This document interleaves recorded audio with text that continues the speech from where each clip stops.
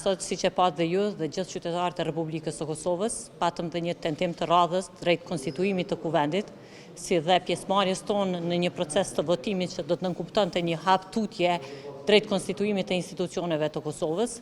Mirë po ne po e shohim që egoja e opozitës është më e lartë se sa interesi Kosovës dhe konstituimi i kuvendit, andaj përmes një strategjie sabotuese dhe bllokuese nuk kemi pjesëmarrje të procesit të votimit.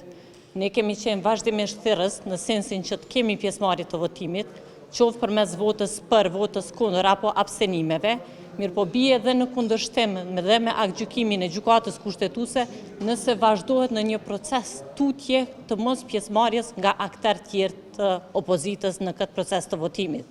Andaj në rrethana të tilla ne jemi këtu çdo 48 orë me qëllimin që të ecë tutje me proces, të kemi konstituimin e kuvendit, të kemi konstituimin e institucioneve tjera shtetërore, si dhe një situatë tutje që mundson një mirë funksionim institucional. Në rrethana të tilla po e shohim që për shkak të situatës së cilën ndodhemi, kemi një opozitë që tenton të sabotojë procesin e votimit, si dhe hapat e mëtutjeshëm, duke na lënë pra në një rrethanë të pamundësisë për konstituim të kuvendit të Republikës Kosovës dhe pastaj të ecim tutje dhe me procesin e formimit të qeverisë. Duhet kuptuar që ne si aktor politik jemi me qëllimin e vetëm që të punojmë rreth këtij procesi dhe të kemi pra institucione funksionale dhe lypet edhe përgjegjësi politike dhe para votuesve dhe gjithë qytetarëve që të kemi një lloj stabiliteti politik dhe funksionimi të mirëfillt qytetar dhe institucional. Ne jemi vazhdimisht në çdo thirrje të seancave, ne jemi vazhdimisht prezent ku përveç pjesëmarrjes ne edhe votojmë pra me votë, në sensin që të tregojmë edhe qëndrimin tonë politik dhe çdo herë që vim këtu, çdo 48 orë, është edhe një thirrje tutje e përgjegjësisë të gjithë aktorëve politik dhe spektit politik për përgjegjësinë që e kemi ndaj qytetarëve. Dhe në këtë rast pra që është konstituimi i institucioneve të Kosovës. Andaj ne do të vazhdojmë të jemi këtu çdo 48 orë, derisa të kemi pra një qartësim të situatës, e cila përveç që reflekton pjesëmarrjen, nënkupton gjithashtu edhe përgjegjësinë tonë që e kemi karshi besimit të dhënë qytetar dhe obligimeve qytetare.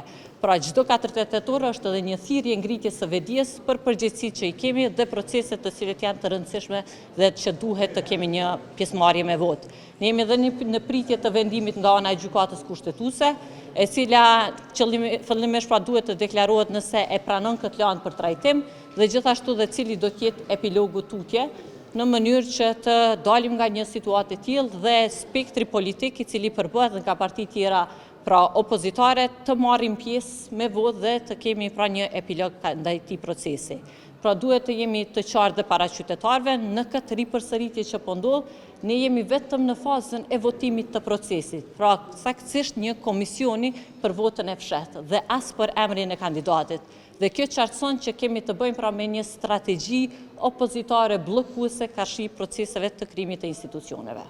Duhet ta kemi të qartë. Ne nuk jemi duke votuar për qeverinë, ne jemi duke votuar për kuvendin, i cili është një institucion më i lartë shtetëror që bashkë udhëhiqet nga forcat politike. Sipas forcës politike të marrë përmes procesit të zgjedhjeve, i cili jepet nga sovrani, ndahen dhe funksionet të cilat i kanë partitë politike. Në këtë rast partia më e madhe, kryetarin dhe 2 partitë tjera pra nënkryetarët. Dhe unë besoj që duhet të respektohet dhe parimi i subjektivitetit të cilët kanë këto parti në fjalë për kandidatin të cilën e vlerësojnë më të përshtatshëm. Dhe ne kemi cekur disa herë radhazi që kandidati jonë është bazuar në 2 parime bazë. Në bazë të legitimitetit të lartë qytetar, gjithashtu dhe balancit gjinlor që ne tentojmë ta inkorporojmë dhe shohim si pjesë shumë të rëndësishme të një balanci dhe shoqëror. Dhe në rrethana të tilla ne kemi qenë vazhdimisht proaktiv, që në seancën e parë kemi qenë të gatshëm që të japim dhe propozimet tona. Në pamundësi që të ecë tutje, është provu dhe alternativa e radhës që e mundëson dhe baza ligjore dhe rregullorja e kuvendit që nënkupton dhe votën e fshehtë. Pra ne kemi konsumuar disa herë procedurën e hapur, ajo nuk ka dhënë një rezultat për të ecur tutje, është provuar dhe alternativat të cilën bazohet në rregulloren dhe në bazën ligjore të Republikës së Kosovës. Dhe kjo është rrethana në të cilën vazhdohet tutje. Një epilog mund të jep pra vota nga opozita, qoftë përmes votës për, votës kundër ose abstenimit, mirëpo do të nënkuptonte dalje nga situata aktuale dhe pastaj ne folim në një pra situatë tjetër ku do të nënkuptonte dhe propozimin e emrave. Mirëpo e gjitha kjo është procedurale dhe ka bazën e mirëfillt në rregulloren dhe në bazën ligjore të Kuvendit të Kosovës. Mirëpo ne shohim që sabotimi I cili po ndodh, pra duket të jetë më shumë se sa çështje e procedurave, mirëpo çështje për të bllokuar konstituimin e institucioneve të Kosovës dhe në këtë rast pra edhe për të pamundsuar qeverinë.